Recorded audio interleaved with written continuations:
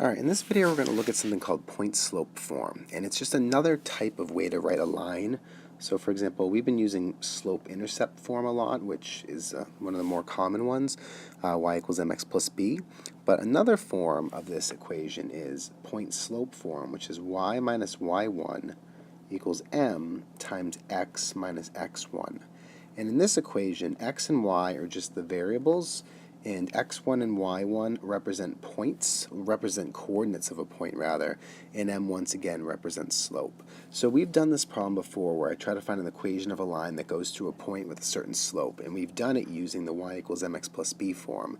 Now we're going to use it with point-slope form. So in point-slope form, what we would write is y minus y1, which is -4, are the coordinates of this point. So y minus -4 equals, we know the slope is 3, so 3 times x minus 2, because that's the x coordinate. So this is the formula in point-slope form.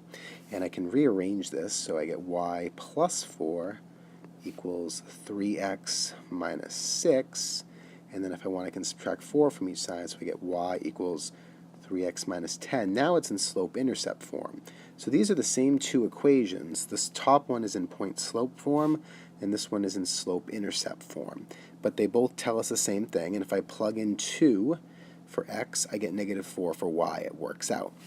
But this is just another way to do the problem. You can just plug right into this without having to go through and solve for slope and then solve for b. So some people prefer this method. Now as far as how to remember this equation, basically what you say is it really just comes from slope. So if you remember, slope was y2 minus y1 over x2 minus x1. That's what it equaled. And slope was m. Well, if you just look at this, instead of saying y2 minus y1, if you say y minus y1 and x over minus x1, this, if you rearrange it by multiplying both sides by the denominator, this just gets you point-slope form. So it's really just comes from the slope. So if you remember the formula for slope, you can get the formula for slope, point-slope form. But anyway, so that's one problem. Let's do another.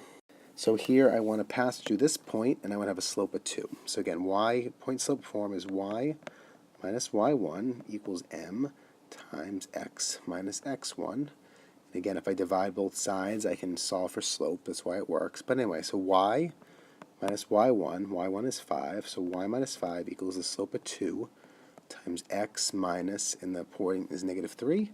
So this is the equation in point-slope form. And I can rearrange this again if I want. Y minus 5 equals 2 times x plus 3. So again, this is still in point-slope form. And now if I really want, I can convert this to slope-intercept form by multiplying through, adding 5. I get y equals 2x plus 11. And again, I can test out this point. -3 times 2 is -6 plus 11 does in fact give me 5, so this point works. So, but just this is how you do point-slope form. It's just generic, using this, plugging in your point and your slope. There's really not much to it beyond that. So until next time, I am Derek Genova. Have a delightful day.